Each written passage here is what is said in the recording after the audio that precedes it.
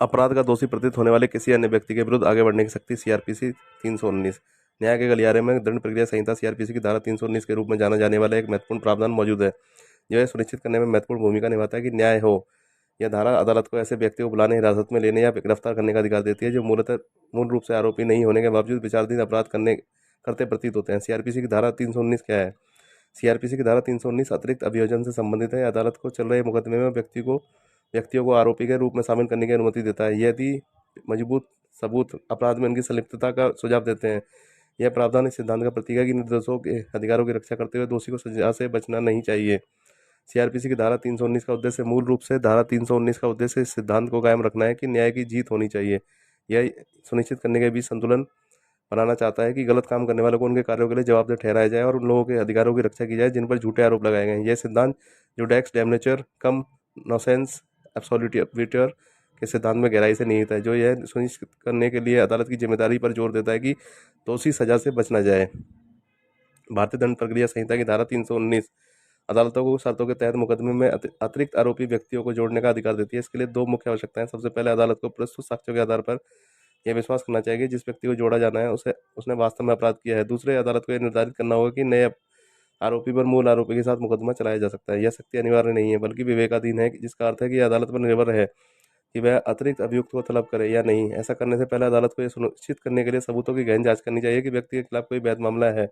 अदालत किसी को केवल तभी बुला सकती है यदि उसे विश्वास हो कि सभी गवाहों को उचित जांच के बाद उन्हें दोषी ठहराया जाएगा। अदालतों के लिए शक्ति का सावधानी पूर्वक प्रयोग करना महत्वपूर्ण है क्योंकि आरोपी के रूप में सम्मान किए जाने पर व्यक्ति के लिए गंभीर सामाजिक परिणाम हो सकते हैं।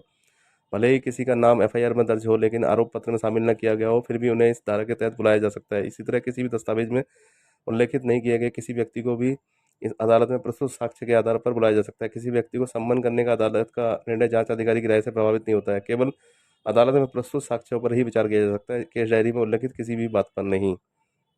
न्यायालय को यह शक्ति देने के पीछे का उद्देश्य यह सुनिश्चित करना है कि न्याय मिले, विशेषकर उन मामलों में जहां वास्तविक अपराधी सजा से बच जाता है। हालांकि न्यायालय को न्याय के संतुलन को बनाए रखने के लिए शक्ति का विवेकपूर्ण ढंग से उपयोग करना चाहिए और मूल उद्देश्यों को कमजोर करने के लिए उसका दुरुपयोग नहीं करना चाहिए। इसका मतलब यह है कि अदालत को किसी को भी तभी सम्मान करना चाहिए जब वह अपराध में उनकी संलिप्तता से पूरी तरह संतुष्ट हो। न्यायालय में निहित शक्ति की प्रकृति धारा 319 के तहत न्यायालय को प्रदत्त शक्ति असाधारण और विवेकाधीन है। इसका प्रयोग विवेकपूर्ण तरीके से तभी किया जाना चाहिए जब संबंधित व्यक्ति के खिलाफ ठोस सबूत मौजूद हो। इस प्रावधान को लागू करने से पहले अदालत को अपराध में व्यक्ति की संलिप्तता इन्वॉल्वमेंट के बारे में संदेह से परे संतुष्ट होना चाहिए। धारा 319 सीआरपीसी की अनिवार्यताएं।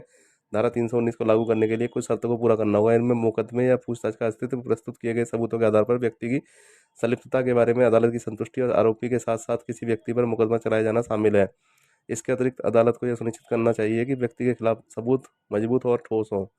केस कानून और मिसालें। कई ऐतिहासिक मामलों ने सीआरपीसी की धारा 319 की व्याख्या और अनुप्रयोग को आकार दिया है। हरदीप सिंह बनाम पंजाब राज्य के मामले में सुप्रीम कोर्ट ने इस प्रावधान को लागू करने के लिए मजबूत सबूत की आवश्यकता पर जोर दिया। इसी तरह जितेंद्र नाथ मिश्रा बनाम यूपी राज्य में अदालत ने शिकायतकर्ता द्वारा प्रस्तुत साक्ष्य के आधार पर अतिरिक्त अभियोजन जोड़ने में न्यायाधीशों के विवेक पर प्रकाश डाला। अतिरिक्त अभियुक्तों को तलब करने के लिए दिशा निर्देश। सतपाल सिंह खेरा बनाम पंजाब राज्य मामले में सुप्रीम कोर्ट ने मुकदमे की कार्रवाई के दौरान अतिरिक्त आरोपियों को बुलाने के लिए व्यापक दिशा निर्देश जारी किए। ये दिशा निर्देश बरी करने या सजा पर निर्णय लेने से पहले मुकदमों को रोकने के लिए महत्व पर जोर देते हैं और ये जांच करते हैं कि क्या अतिरिक्त आरोपी को बुलाना आवश्यक है